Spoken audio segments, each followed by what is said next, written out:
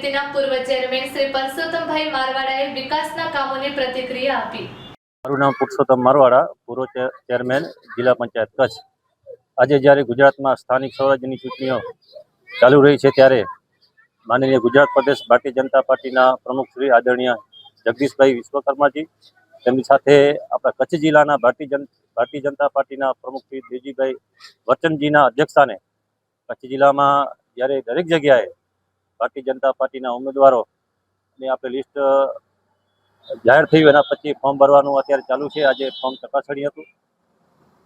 આખા કચ્છ જિલ્લામાં જ્યારે દરેક જગ્યાએ ભારતીય જનતા પાર્ટીના કાર્યકરો ભારતીય જનતા પાર્ટીના ઉમેદવારો જીતે તે માટે દરેક કાર્યકરો તનમનથી આપણે પ્રચાર કરી રહ્યા છે।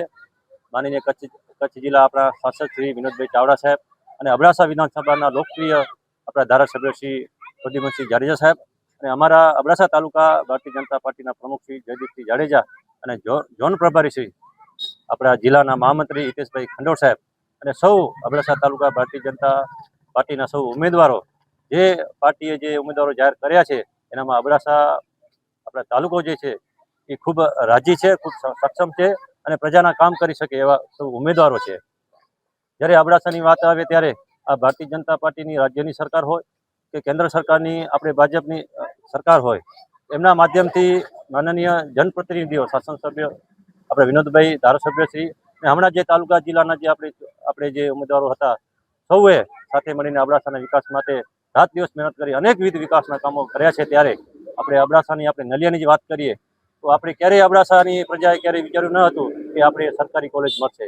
અત્યારે આપણે સરકારશ્રીના પ્રયત્નોથી, માનનીય ધારાસભ્યશ્રીના પ્રયત્નોથી અત્યારે મોડલ સ્કૂલમાં સરકારી કોલેજ આપણી ચાલુ છે અને આપણી બિલ્ડિંગની આપણે જે છે જમીન પણ મંજૂર થઈ ગઈ છે। થોડા જ સમયમાં આ બિલ્ડિંગ જે છે એનું કામ ચાલુ થઈ જશે। મિત્રો, આપણે અબડાસાનું મુખ્ય મથક નલિયા છે। આપણે અહીંયા જ્યાં ઉભ્યા છીએ ત્યાંથી કરી આપણા અબડા અડબંગની જગ્યાથી આપણે ત્યાં બરસેસન સુધી સરસ મજાનું જે છે 4 લાઈન જે રસ્તો જે છે તમે જોઈ શકો છો, દરેક પ્રજાને ખ્યાલ છે। કામ પણ ચાલુ છે। આ સરકારમાં ખાતમુહૂર્ત પણ થાય છે, આ સરકારમાં લોકાર્પણ પણ થાય છે। એની સાથે અબડાસાની આપણે વાત કરીએ તો કોલેજમાં સરસ આપણે કોઠારા મધ્યે સરસ મજાની ITIનું નિર્માણ અત્યારે કાર્ય એ પણ થઈ રહ્યું છે। એની સાથે સાથે ત્યાં સિંચાઈના કામો હોય કે પછી આપણે રોડ રસ્તાઓના કામે હોય, આપણે જોઈએ તો તેરા મધ્યે સરસ મજાનું પુલ અત્યારે બની રહ્યું છે। લાખણીયામાં દર વખતે છાપામાં હોય કે ભાઈ વિખૂટું પડી જાય છે કે માનનીય ધારાસભ્યશ્રીના પ્રયત્નોથી ત્યાં પણ પુલ આપણે બને જે પુલો જે છે 43 કરોડના ખર્ચે અત્યારે થોડા જ સમયમાં એનું જે છે લોકાર્પણ કરવામાં આવે છે। એના સિવાય બાજુમાં મોટામાં મોટો પુલ આપણે ભવાનીપર મધ્યે એ પણ અત્યારે એનું કામ ચાલુ છે। બીટા મધ્યે એનું જે પુલિયાનું જે એ કામ ચાલુ છે। પછી નરડીની બાજુમાં પુલ છે 3 કરોડના ખર્ચે એ પણ બની ગયો છે 1 વર્ષ પહેલે। પછી એના સિવાય બાજુમાં આપણે હાજાપરા અને મિયાણીની વચ્ચે એ પણ અત્યારે આપણે ખાતમુહૂર્ત કર્યું છે, એનો પણ રસ્તો ચાલુ છે। બીજું આપણે દેસલ પરથી આપણે નલિયાથી નાણસરોવર એ પણ રસ્તો 96 કરોડના ખર્ચે એ રસ્તો જે બની ગયો છે। પછી કોસ્ટલ હાઈવે જે 100 કરોડ આખા તાલુકાના માંડવીથી આપણે ચાલુ કરીએ તો પછી આપણે જખોથી પછી કોઠારા આપણે નાણસરોવરથી આપણે જોઈએ ગડોલી સાંતલપુર સુધીનો એ 100 કરોડના ખર્ચે જે છે એ રસ્તો જે છે એ આપણે મંજૂર થઈ ગયો છે, એનું કામ જે ચાલુ છે। પછી આપણે અનેકવિધ નાના જે રસ્તાઓ છે ગામડાને જોડતા, અમારી મોથાળા જિલ્લા પંચાયતની વાત કરીએ તો દરેક જે રોડ રસ્તાઓ પુલિયાઓ બની ગયા છે। આપણે વરાડિયાથી સીધું આપણે ચાલુ કરીએ વિંજાણથી આપણે નારણપરથી આપણે રાયધણ પર થઈને નરડીથી સીધો આપણે જે છે સણોસરા સુધીનો રસ્તો છે। એના પછી આપણે તાલુકાને જોડતો જે રસ્તો છે મોથાળાથી કરી નરડીથી ગઢ, એ પણ જે પેલા આપણે 3 મીટર તો એ 10 મીટર જે પહોળો જે રસ્તો એ થવાનો છે। નખત્રાણાની બીજે જોડતો જે તાલુકાનો જે છે નખત્રાણા સુધી, મોથાળાથી નખત્રાણા એનું પણ કામ ચાલુ છે।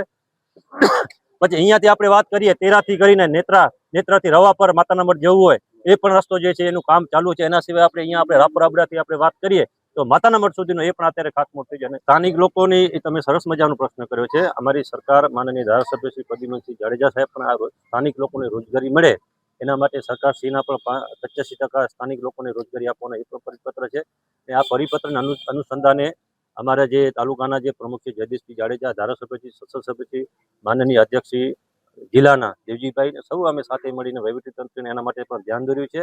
આપણો જે છે અહીંયાના લોકો અહીંયા ટકી રહે, આ સરહદી વિસ્તાર છે એના માટે રોજગારી માટેના પણ ખૂબ મોટા પ્રમાણમાં આપણે પ્રયત્નો ચૂંટાયેલા પ્રતિનિધિઓ અને ભારતીય જનતા પાર્ટીના જે કાર્યકરો છે એના માધ્યમથી એ 100% રિઝલ્ટ મળ્યું છે ને હજી પણ મળવાનું છે।